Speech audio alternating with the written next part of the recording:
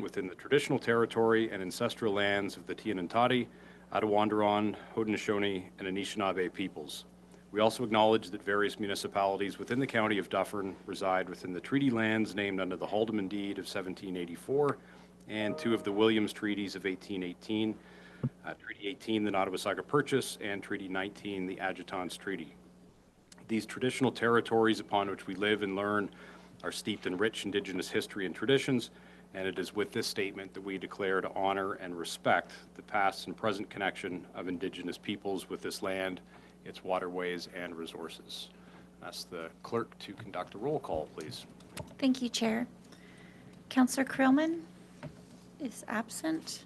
Councillor Guardhouse? Present. Warden Horner? Present. Councillor Little? Present. Councillor Post? Present. And Councillor White gave notice. Chair Mills? Present. Thank you. Thank you. Just a reminder for members to declare any pecuniary interest that they may have with respect to any of today's agenda items. If you do have an interest, please state the interest itself and the general nature thereof. And again, just a reminder that those declarations must be made verbally and in writing, which can be emailed to the clerk. Don't see any at this point. On to public question period. I'm assuming our guests aren't here to ask questions. Were there any questions submitted? No? Okay. All right, so we're going to move on to our reports then. So the first part of the agenda is very much the Jasmine show today. And I think the plan is Jasmine has a presentation that she's going to give, which essentially will cover the first 5 reports. So it's probably easier if we just sort of ask questions or make comments, you know, as you're doing your presentation. And then after that, we'll go through the 5 separate report motions and then move on from there. So Jasmine, over to you. Okay, thank you so much, Chair. So I'm just going to wait for our, okay, here we go. So this, as the Chair mentioned, presentation is going to be covering the reports 7.1 to 7.5. So this presentation is to talk about the progress and important documents that we've created here in terms of policies and a strategy to lead the museum forward in sponsorship and fundraising for the next 5 years. So just as a little bit of a background, these policies and procedures and strategy were created using the museum's strategic plan goals. So just as a reminder for anyone who might not remember what those are, the first is to become a storyteller. The second is to center the visitor experience. The third is to reach out into the community. The fourth is to safeguard the collection. And the fifth is to build capacity and foster resiliency. So in the last couple of years, we have made great progress towards the first 4 goals. And the reports and policies you find here, while also talk about and speak to these goals, they're really targeting the last goal, which is to build resiliency and capacity. So in order to have a strong foundation for fundraising and sponsorship based on a lot of community interest that we've been having recently, these policies and procedures provide direct they provide direct projects and goals to direct the museum's trust money and also our fundraising efforts going forward. So you can change the slide, please. So what is our goal? Over the next 5 years, the museum is going to work to raise $558,000 through sponsorship and fundraising efforts. And we would like to use $152,000 that is currently in the museum's trust. So since 2018, the museum has not used any significant amount of funds from this trust since it did the building renovations for the Cornflower Gallery and some of the other renovations in the museum. So we've worked to develop this fundraising and sponsorship strategy to direct the use of the funds and to identify targets for fundraising in the future. In April of 2025, this year, the museum would like to reinvest $750,000 into an endowment and then use $152,000 towards projects that I will describe in more detail in a moment. Next slide, please. So the following fundraising projects that I'm going to be outlining were selected as main priorities for the museum in the next 5 years. They speak to the current needs of the museum as it stands right now, but also focusing on our future priorities and what we're looking to achieve.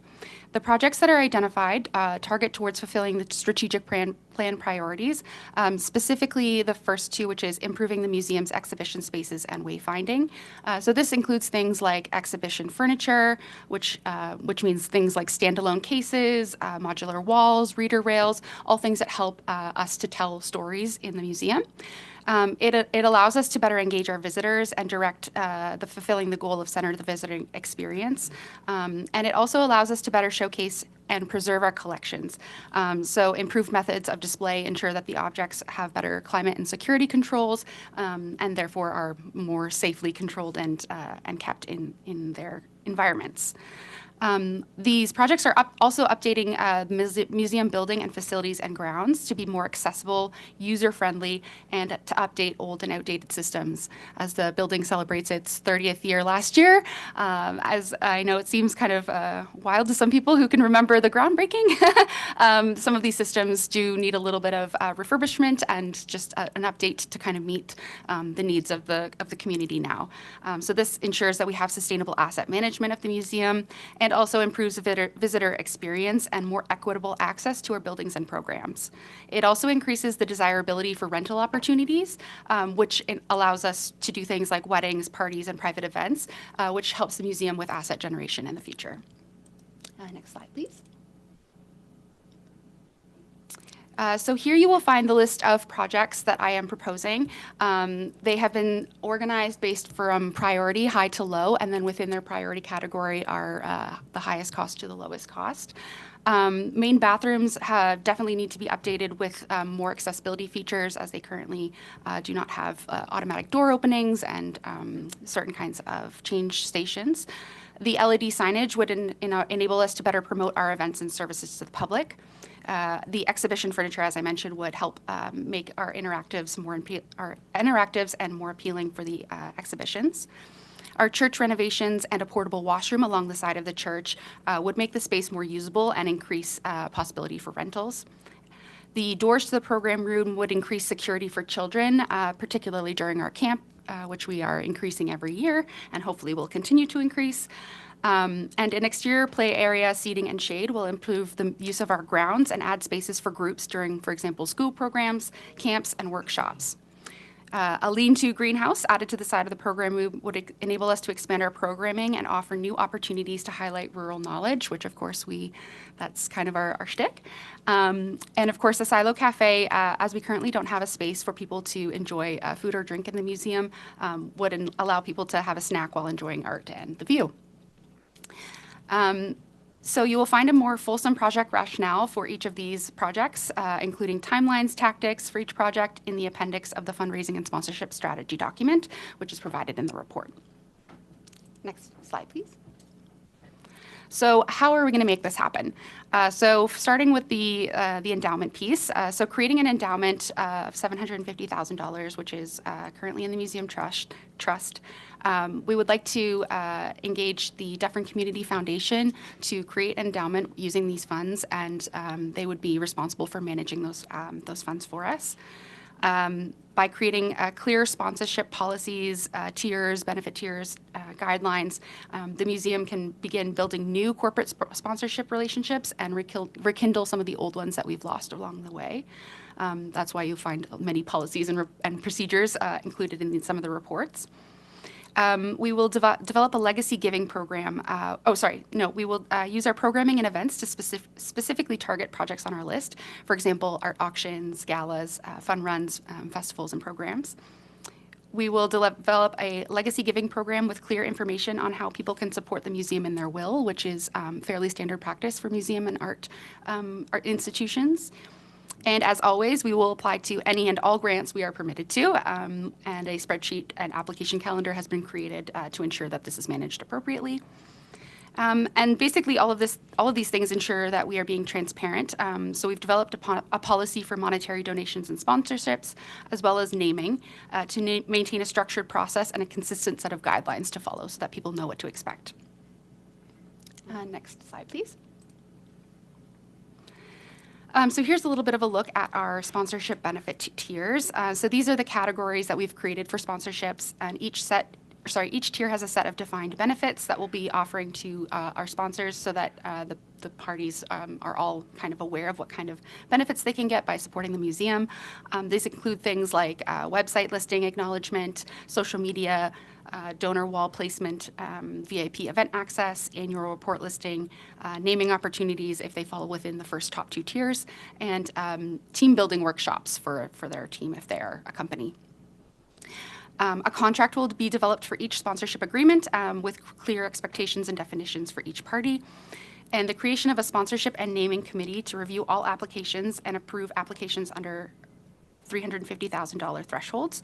So we're asking that a member of council join this committee as the chair to review the applications over the $350,000 and the details which you will find under the terms of reference for the sponsorship and naming committee in report 7.2. And with that, I move to the last slide where I open the floor for questions. Okay, thank you. Questions for Jasmine? I should point out as well that we have Gordon Michelle here from the Dufferin Community Foundation, and I'm assuming that you would be okay to answer any questions that the committee has in relation to the endowment. Okay, Warden Horner. First question, can you remind us, Jasmine, if we put the money with the Dufferin Foundation, how does that work? We put the money there, they get a little bit, we get what? So can you just go through that whole process, please? Yes. Should I also maybe direct the question to you, Sonia? Yeah, if you don't mind. The details of the contract are, through your chair, the details of the contract are still being negotiated, but I think Sonia has a little bit of insight into this particular question. Sure. Thanks, Jasmine. Through you, Chair Mills. So Michelle and I have had a few conversations about this, and so essentially we would transfer those funds to the Dufferin Community Foundation. They would be responsible for managing those funds. A typical withdrawal strategy is somewhere between 5 and 10% per year, but no more than that. So we would outline all of that in the agreement, and then as we decided to use the money, we would engage with the foundation and they would transfer whatever that particular percentage was out to us, and we would put it towards one of the projects that Jasmine had identified, or some new projects. And in exchange for that work and for investing the funds, we would pay an administrative fee to the Dufferin Community Foundation, and that's something we're still working on. So if Michelle or Gord wanted to add anything else to that, I certainly ask them to do so. I can add a couple of things. The minimum disbursement from the fund after we've had for at least 12 months to get some investment income is 5% according to CRA. So that's a minimum you can count on. Otherwise, the rest of the details will be negotiated on it. The administrative fee is actually deducted before the net amount is available to go out, and it's like mutual fund companies. Right now we're at 2%. So, yeah. That's exactly what I wanted to know. Thanks. Okay, any other questions? Councillor Warden Horner. May I follow that? So you talk about this fund. You also talk about some other community involvement on a committee. Is that on this fund, or is it on the sponsorship funds? I wasn't quite sure how the money and which fund those public members might be involved. I see. Thank you. Through your chair. So the sponsorship and fundraising committee is when sponsorship proposals are given to us in order to ensure that the ethics and everything align with the County of Dufferin, and that the company that is being, that whoever it is that's proposing sponsorship aligns with our goals, and that what they are asking for in terms of, for example, it might be naming rights. There is defined like length of term and things for naming rights, but it allows sort of like a checks and balances on who is able to name certain parts of the museum, or like if we would not like to take money from a specific group for a specific reason based on, some of the other things that we use as criteria, such as, conflict of interest, for example. That would be a way for that group to identify those ways of conflicting groups. So that community input, is that only at the sponsorship level? Yeah, it was already at the sponsorship level and the naming as well. So that's kind of the definition in the terms of reference has them as helping to kind of garner interest in sponsorships for the museum, in helping kind of, if, at some point we need to revise the policies, helping with figuring out what needs to be revised and what is missing or needs to be included, and also if that's something that we want to make sure is equitable for everybody to have their name on a gallery or something for 10 years, just making sure that, there's some other people besides me in a small dark room deciding this. Yeah, so that's kind of the intent of it. I was also hoping, though, that they could be used for reaching into some of those folks that might give you some bequests in their wills, to use them for more than the sponsorship piece, but to kind of reach into the community for some of those other folks that might be willing to give money in other ways. Thank you. Through you, Chair. Yeah, absolutely. We are hoping that those people will act as like ambassadors for us, and help garner some interest. I know that I think the museum is kind of going through a transitional period in terms of people that were there at the very beginning of its founding. We had very strong support, community support, financially and volunteer support and all that. And it's just a new generation of people coming through. So I think helping us to build that back up is definitely a task we would love for these people to help us with. Thank you. You're welcome. Councillor Little. Yes, thanks very much. And thank you for your report. It's very interesting. And, 500,000 plus is a sizable sum to have to raise. So, you have my sympathy on that, because fundraising is definitely a challenge these days. So I was just going to ask, in the past, you have a fundraising committee you mentioned, and I know you do the craft sale, for example. What have been some of the most successful ways you have raised money, other than corporate sponsorships or bequests? Yeah, through you, Chair. So definitely our Holiday Treasures is the #1 fundraiser for the museum. And we will continue to obviously try and meet those targets or improve on them every year. We are also looking at other types. So besides sponsorship from corporations, we're adding, for example, a new event to our calendar that I'm hoping will be annual, called Earth and Fire Clay and Glass Fair. So it's going to be in September of this year, where we're inviting artists who participate in arts and crafts for clay and glass. And for example, something like that, we're asking artists to donate a piece of their artwork for us to do an auction, like a silent auction. And they can be, because it's a gift in kind, they can be given a tax receipt for that. And yeah, so something like that is what we're trying to increase our capacity for. But I would like to say, since the start of this year, just through grants and private sponsors and some nice grants that we've got, we've already made, like, for example, today I looked and it was $39,000 for just since January of this year. So I think that it's definitely an achievable number. It'll take definitely work on our part, and concerted effort by staff, and hopefully some volunteer experience on the committee. But I do think that it's possible to do, for sure. Okay, anything else for Jasmine at this point? Okay, so as I mentioned, the first 5 reports all kind of relate to this presentation, so I think we'll just run through those. If questions come up as we're going through, by all means, just let me know, we'll deal with them. So the first report dealt specifically with the museum sponsorship and funding strategy. So I would just look for a motion to receive that report and to approve the strategy. Moved by Councillor Little, seconded by Councillor Post. Any discussion on that one at all? All in favor? And that's carried. Okay, the second report was with respect to the monetary donation and sponsorship for the museum.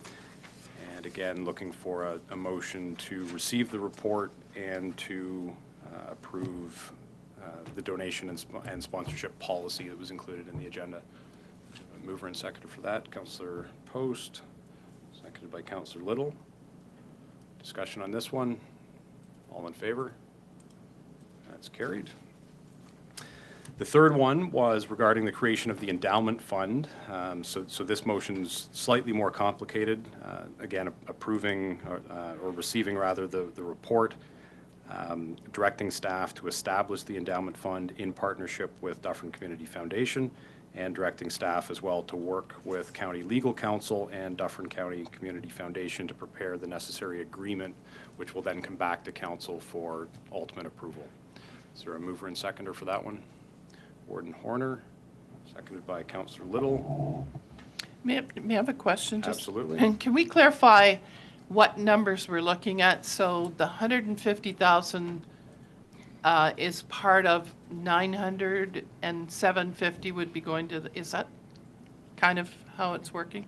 Yeah, so currently, after April, when the funds in the museum trust come to maturity, I think the correct term is, there is about $925,000 in the trust. And so we'd like to take out 152 of that to direct towards these projects and then keep some back for contingencies, let's say. And then the remainder, 750,000 would be to create the endowment. Thank you. Okay. Anything else on this one? All in favor? And that's carried as well.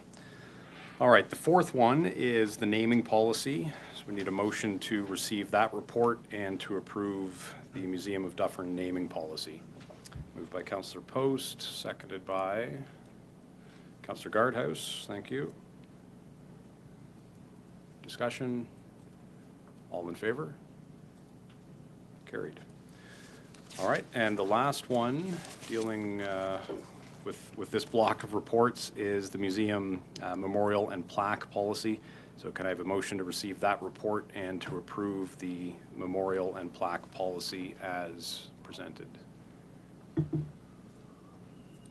Councillor Post, seconded by Councillor Guardhouse. Discussion. All in favor? Carried. Okay. Good job. All right.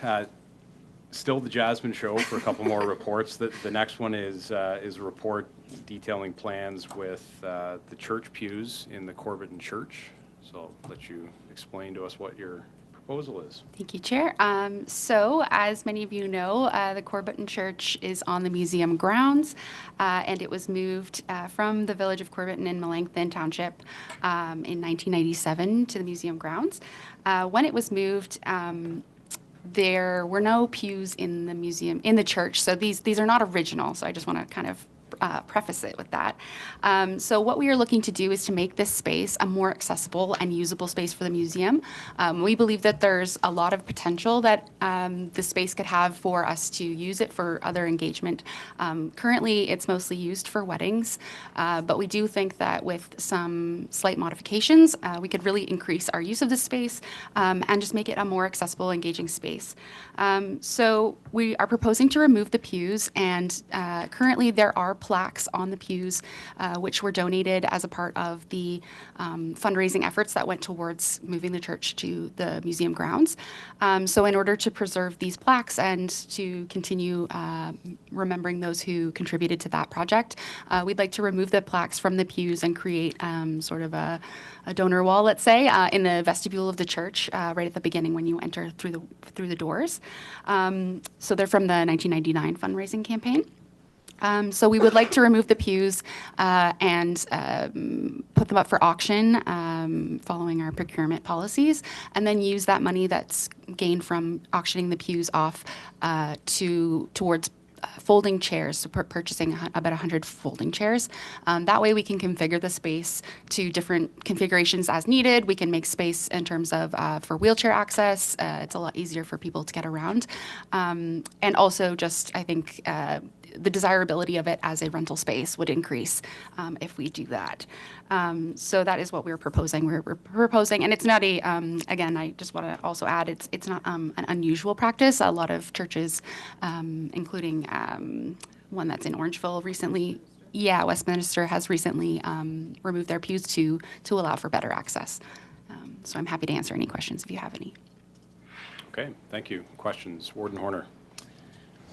First question, is there wheelchair access into the church? I can't, so there is a ramp there? There's a already? ramp along the side of the Okay. building that goes up. It's not if you're like looking straight Not on the at the front museum. door. Yeah, it's kind of the side door. Okay. Yeah. Got it.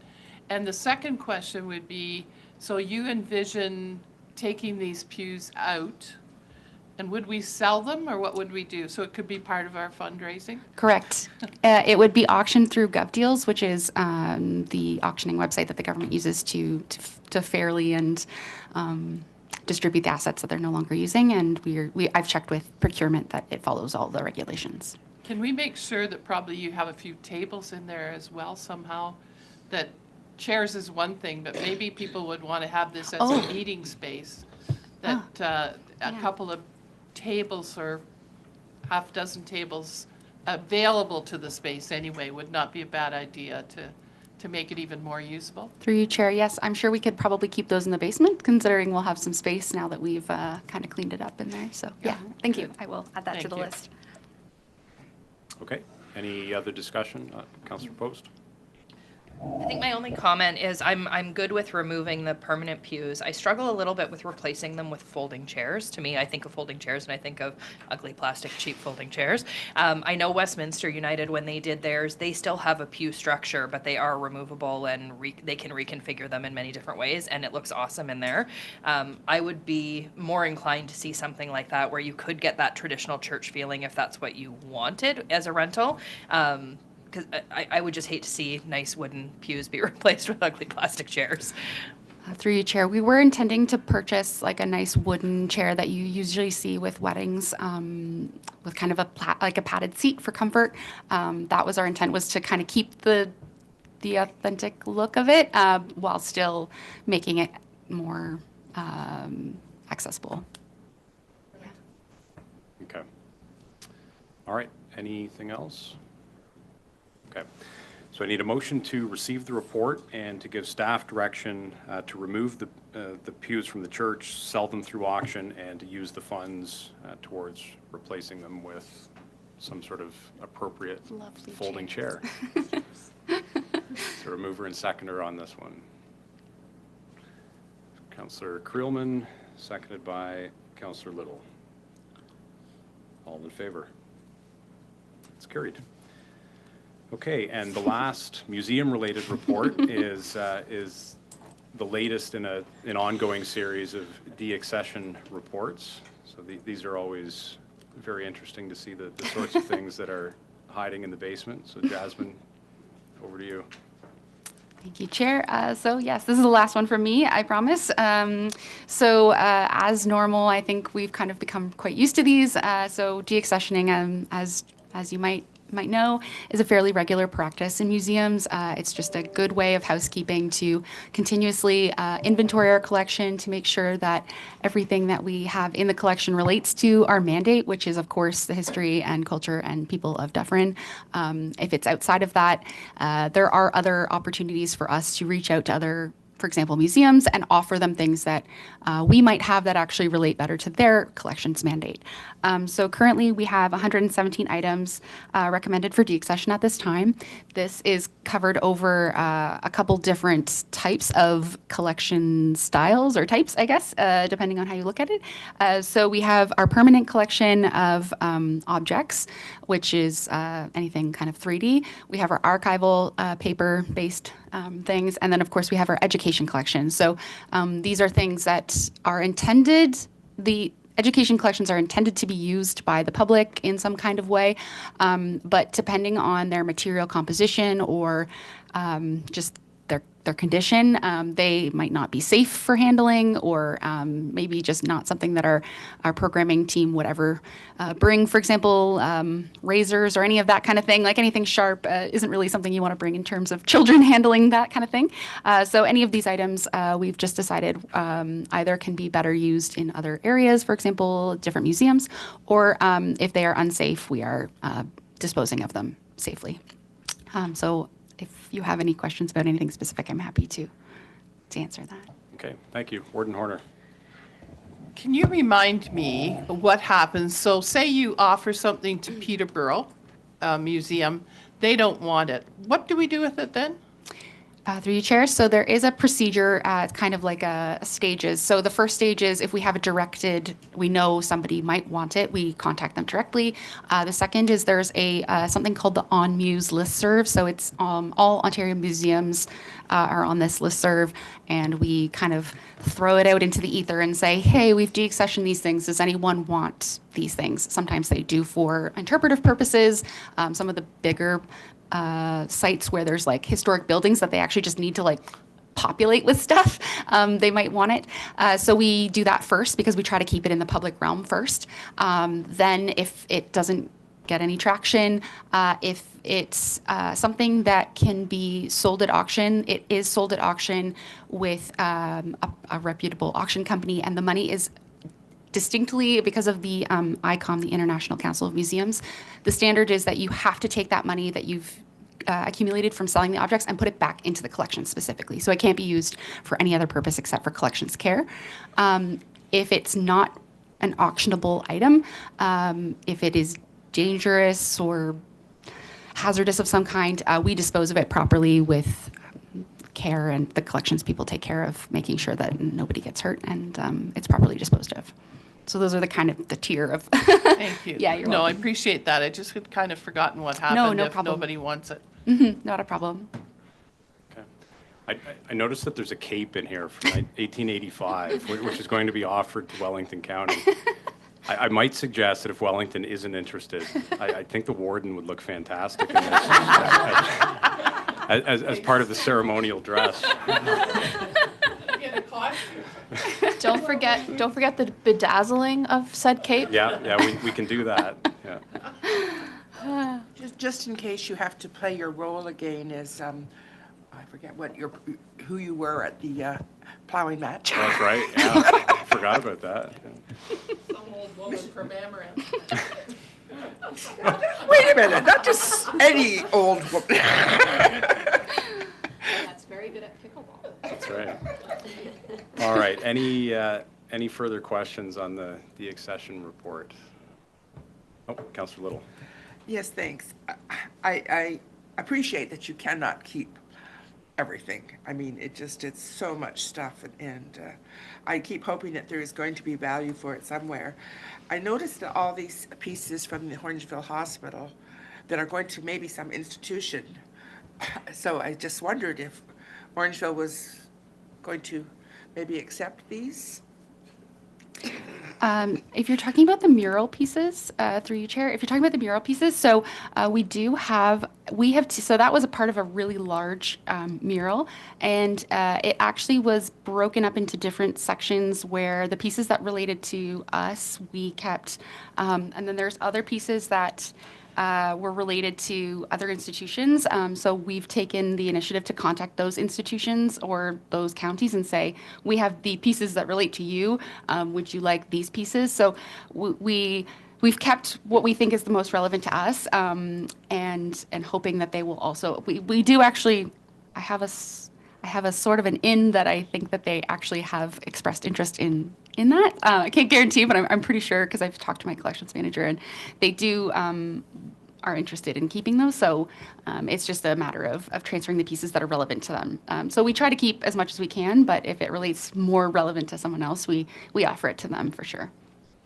Thank you. I do appreciate the effort that you put into finding homes for them. Thank you. We try.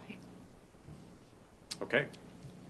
All right. If there's no further discussion, then I would entertain a motion to receive the report and to deaccession the items that have been listed there in accordance with our collections management policy.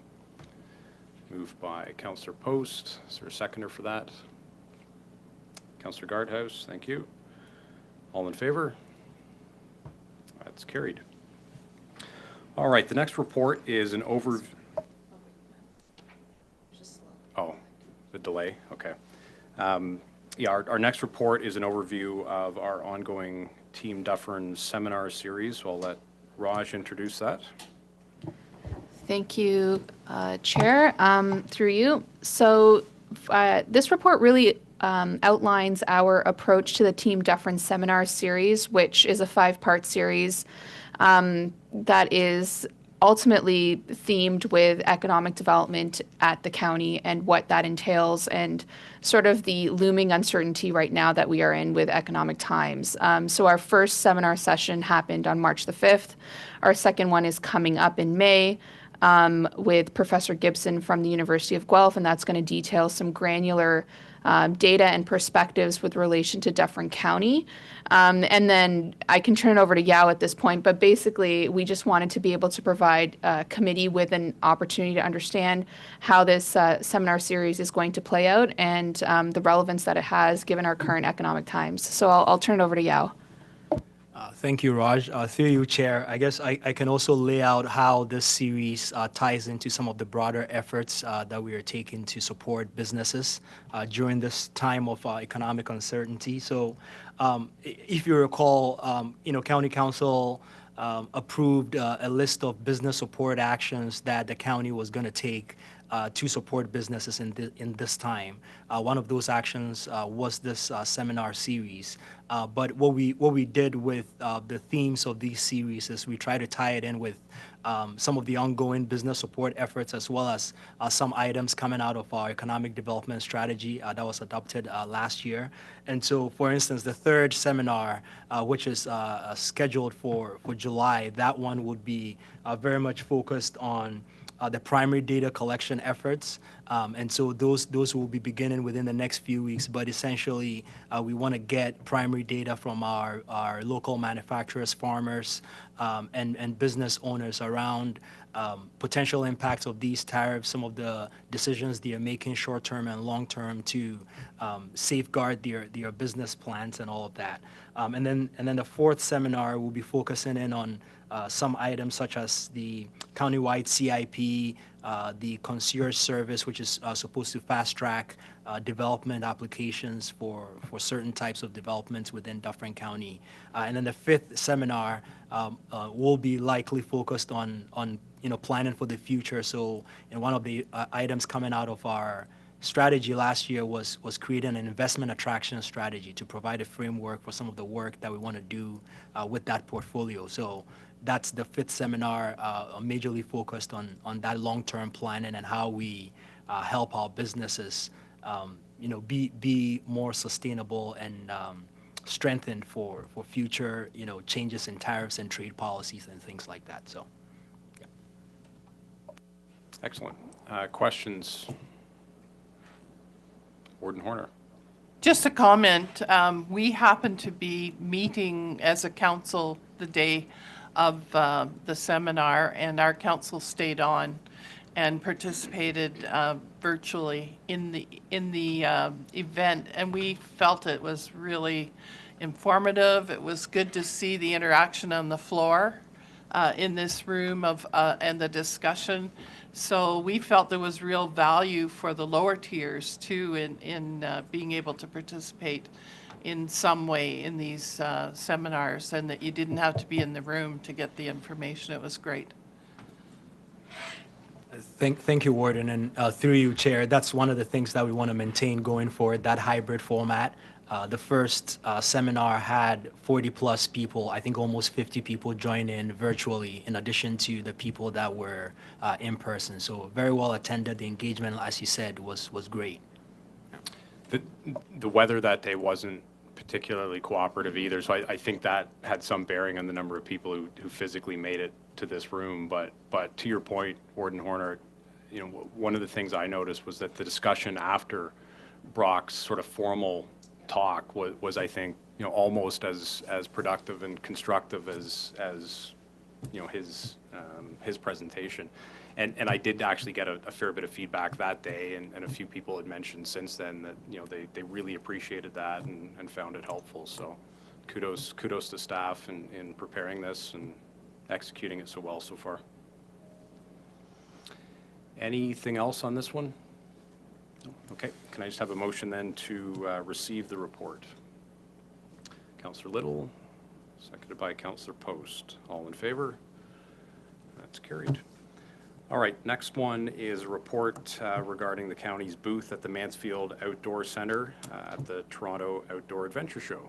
So Yao, I think you were there, right? Yeah, so I'll let you talk to us about that one. Okay, through you, Chair. So yes, this was the Toronto Outdoor Adventure Show. Just learned about it just a few months ago, but it is actually the largest sort of event of its nature, very well attended. By my own estimation, I would say maybe 20,000 people attended that event over that 3-day weekend.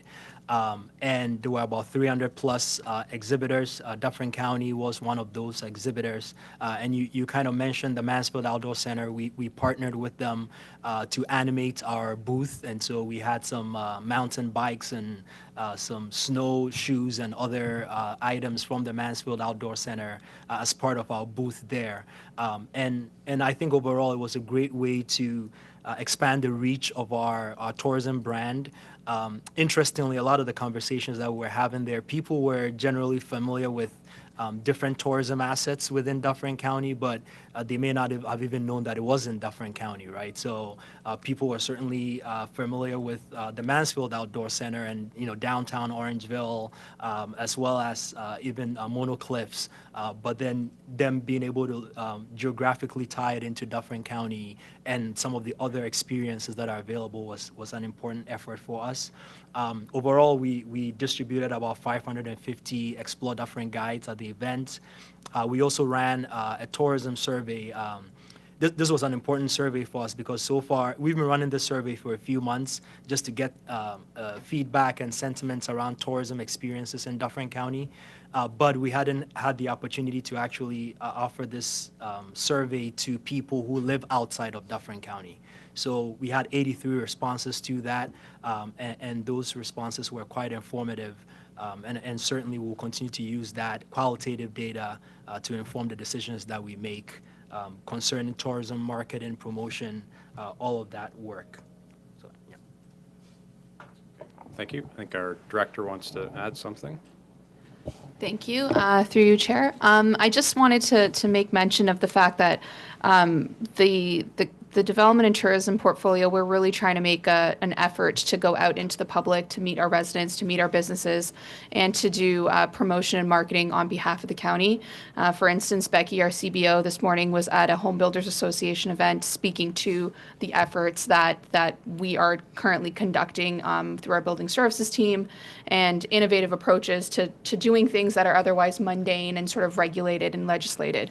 And Yao's team is constantly out there as well, and that's one of the things that we're really trying to do to not only do brand promotion, but also to gain important information informing the policies and program direction that we take. So kudos to the team. I think it takes a lot of effort to step outside of the office and do off-site things, but you guys are doing a great job.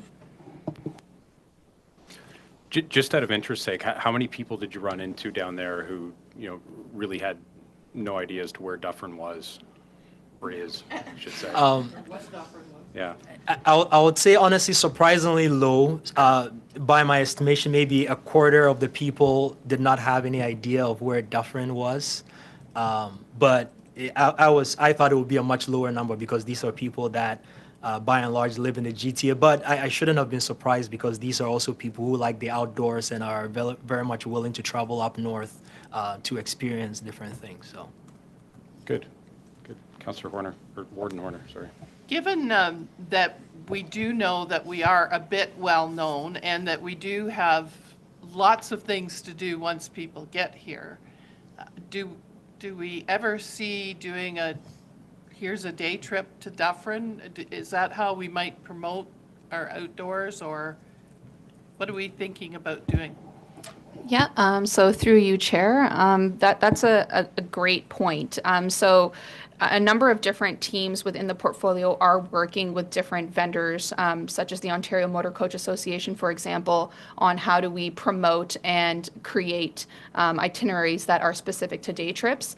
And so to Yao's portfolio in terms of tourism development and tourism assets that we're developing out, that is something that we are currently working on and continue to work on. And our ministry counterpart at the Ontario, they changed the name, but I'm going to call them Ministry of Transportation, Sport and Tourism. I think there's something else added onto it now. But we have a great contact there, and he's very good at sort of giving us sort of a leg up in terms of this is what's coming, this is what you can do, and this is how we can position Dufferin County. That definitely is one of the strengths of the county is our tourism and the tourism assets that we have. And so further developing that out and sort of packaging it up into a curated itinerary is something that's on our to-do list. Okay. Anybody else on this one? Okay, can I have a motion then to receive that report?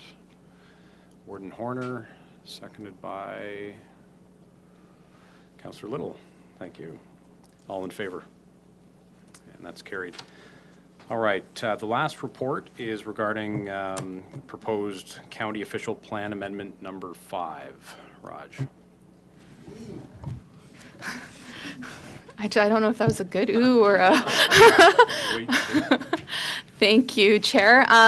Yeah, so I think from a staff perspective, we really wanted to bring this forward to committee and for council consideration. Through going through the MCR process and going through our final OPA 4 and having conversations with the ministry with regards to OPA 4 and different changes that they are recommending and making, we got into a further discussion of sort of the Ministry of Finance's numbers and their population estimates and how they are 10% higher than those that were approved in OPA 2 and subsequently OPA 3. And so in discussion with the ministry, they made a suggestion that perhaps an official plan amendment 5 could be considered for the county. Now, I do want to let committee and council know that this is not mandatory at all, but what it does do is it sets us up for, I think, the ability to anticipate and accommodate future growth needs.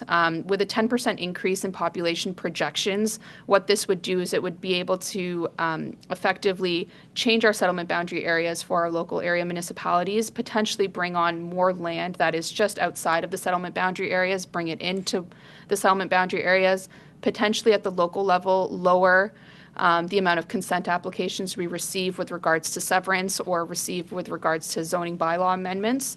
And overall, it would position us for the growth that we, whether or not the Ministry of Finance numbers were there or not, with the growth that we're inevitably going to see. So wanted to bring this forward for consideration, and happy to take any questions if there's any. Thoughts from the committee? Councillor Post. Just one quick question for you, Raj. I know in the report it talks about adding 10% or in and around there, but there's no mapping included there. Is there specific areas that we were looking at in particular, or is that going to be the work of the consultant that is being hired on? Sure, thank you. Through you, Chair. So it's just a 10% overall number for the county. So there is no mapping attached to this. That would be an exploration exercise that we would undertake in sort of figuring out where that growth would go. And I think there's, there's really 3 places that would be able to accommodate that type of growth, that being Orangeville, Shelburne, and Grand Valley. Orangeville having very little to no land, Grand Valley having, and Shelburne not having the wastewater capacity. So there's limitations in sort of where that growth can go, but that would all be things that would be looked at once we undertake OPA 5. But Ministry of Finance projection numbers are 10% higher. Now, how we accommodate that throughout the county is something that we would have to explore on our own. Councillor Creelman. Just curious as to whether this would get circulated to the local tier municipalities for their review and comments before the county, in fact, comes down on the issue. Sure, through you, Chair. That's actually a very timely question. We had a Planners of Dufferin meeting today in which all of our local planning individuals and staff members attended. This was something that was brought forward at that meeting. Staff at the meeting didn't anticipate any objection to doing this type of exercise, given the fact that OP conformity exercises are being conducted at the local level right now. However, I believe our CAO is also going to share this information with the CAOs too. So for consideration, absolutely, comments will be taken into consideration before any work is undertaken. I did also want to add, this is sort of separate, but on June 12th, there is a summit being planned right now for planning and economic development in which comments would be considered as well, and discussions around growth and sort of how that growth is accommodated at the county level, whether it be from a planning or economic development perspective, would be considered too. So no undertaking would occur without the local area municipalities' staff feedback or political feedback. Thank you. I raised that question for a number of reasons. Number one, we've been counting on the numbers to stay the same, and if the numbers are about to change, that's obviously going to have an impact on every municipality, not simply the three possible growth areas. And the other thing, and I think Councillor Post may be able to comment on this, is Orangeville not going through a process currently to look at its growth potential / boundaries? And how would that fit in with this exercise? Thank you, Chair. Yes, we are. We're looking at all options for growth when it comes to the town of Orangeville, and we're doing our official plan review right now as well. And just to follow along with that, would that be able to dovetail in with this OPA 5? Yes, so through you, Chair. So all of the work that's currently being conducted at the local area municipalities, whether it be Orangeville or any of the others, all of them are tasked with OP conformity with relation to our county OP. So the growth projections and the growth work that's being done at the town of Orangeville would definitely be considered if we go through an OPA 5 process. So all of that would be considered. It would work in tandem. It would not be misaligned in any way. Thank you. With your indulgence, Mr. Chair, one last question. How quickly is this expected from us? Sorry, can I ask for clarification? How quickly do we anticipate OPA 5 being conducted, done, the exercise itself? Both, and what is the provincial expectation? Sure, through you, Chair.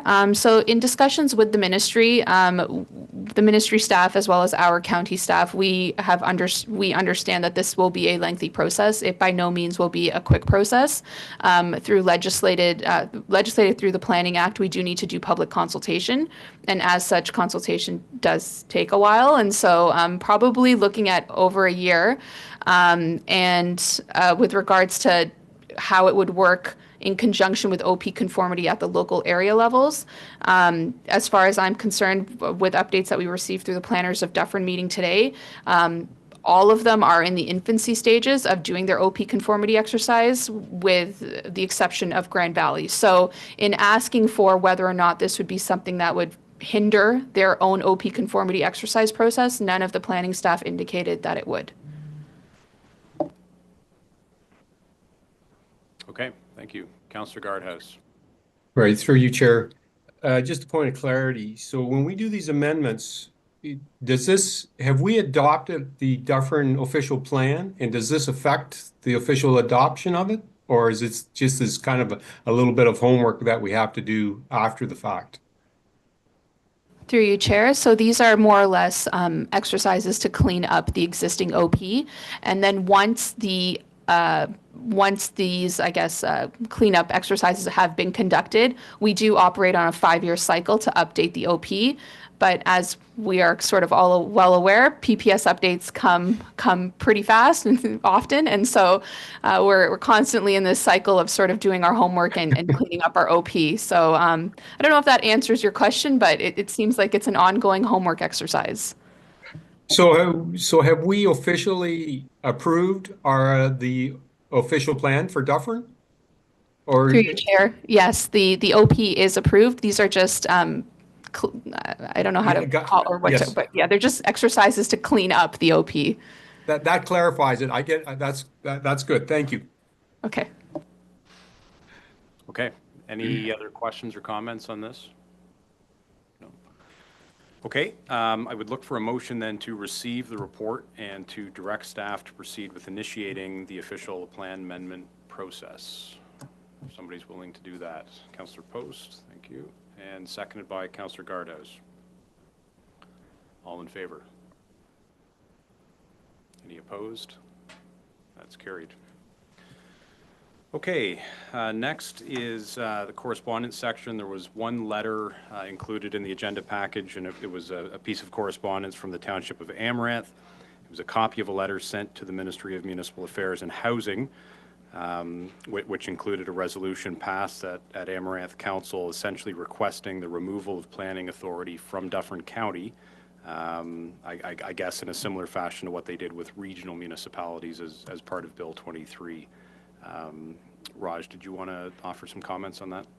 Through your chair, thank you. Yes, I already sort of mentioned it previously, but in an effort to sort of dispel any myths there are out there about the duplication of efforts with regards to planning or sort of the basic roles or responsibilities with regards to county planning as it relates to local area municipal planning.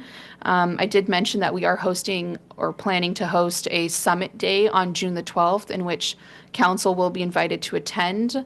And, you know, some of these things will be fleshed out with regards to what exactly does county planning do, our roles and responsibilities, and what the local areas planning staff do with regards to roles and responsibilities.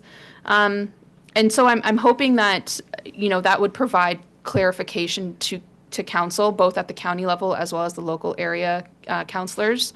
And hopefully it offers an environment where questions can be asked and answered, and we can sort of all be in an alignment with clarity in terms of sort of the county planning function role. But that's all that I wanted to say. Please look out for more information with regards to what that June 12th date looks like in terms of the topics that will be covered. In anticipation of that, I do know that Sonia will be reaching out to other CAOs and letting them know kind of what that looks like, but maybe I can pass it to Sonia if she has anything to add. Thanks, Raj. Through you, Chair Mills.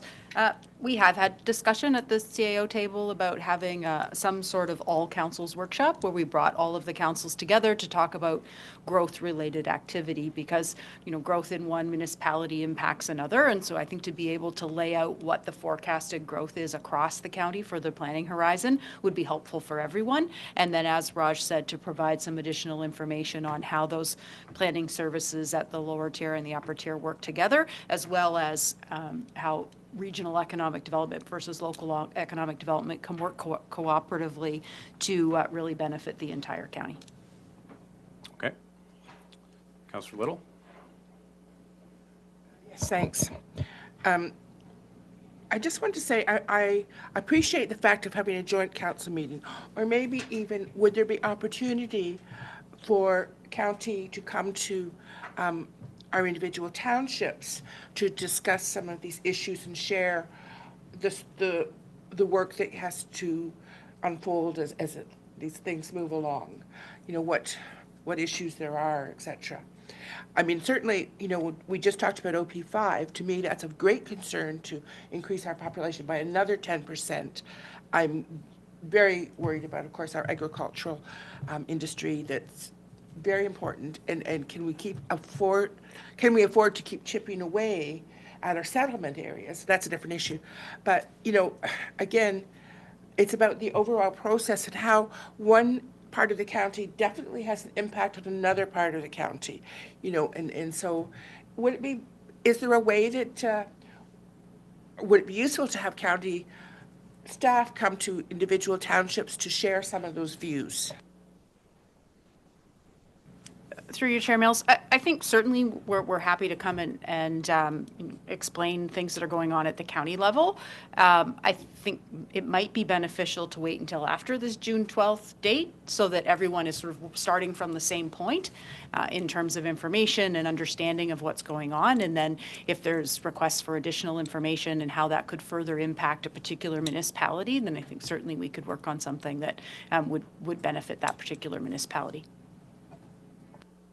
Okay. Just out of curiosity, was county staff consulted at all, or was there any discussion between county staff and Amaranth planning staff before this letter was received? Through you, Chair, no. Okay. Are there any other questions or comments on this, Warden Horner? I think I'd like to just follow up on that.